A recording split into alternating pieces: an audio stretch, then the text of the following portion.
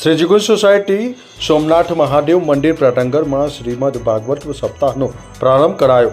Jambusar શ્રીજીગુંજ society Somnath Mahadev મંદિર પ્રાંગણમાં શ્રીમદ ભાગવત સપ્તાહ જ્ઞાન યજ્ઞ મહામહોત્સવનો પ્રારંભ કરાયો હતો, જેમાં વ્યવસાય પીઠ પરથી રમણ રેતીના રાધેજી મહારાજ સંગીતની સુરાવલી સાથે ભગવાન કથાનો પ્રારંભ કરાયો।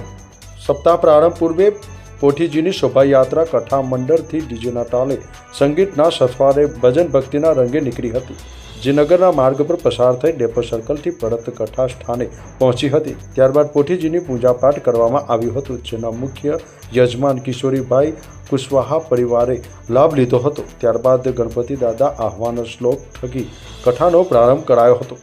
ઠાકોરજીની અસીમ અનુકંપાથી અનંત જન્મના પુણ્ય જ્યારે ઉદય થાય ત્યારે ભગવાનની કથા સંકીર્તનનો લાભ મળે છે। 84 લાખ યોનિમાં અતિ સુંદર માનવ યોનિ છે। દરેક વ્યક્તિએ રામાયણનું પાઠ પઠન કરવું જોઈએ।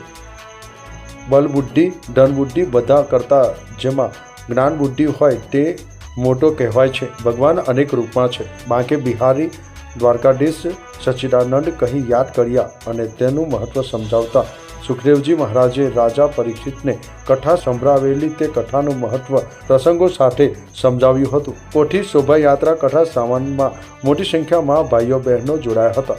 આ પ્રસંગે જંબુસર તાલુકા પંચાયતના પ્રમુખ નીતિનભાઈ પટેલ, એડવોકેટ જસુ મિસ્ત્રી, બળવંતભાઈ પઢિયાર ઉર્ફે પિન્ટુભાઈ, ચંદ્રકાંત પટેલ સહિત મહાનુભાવો ઉપસ્થિત રહ્યા હતા।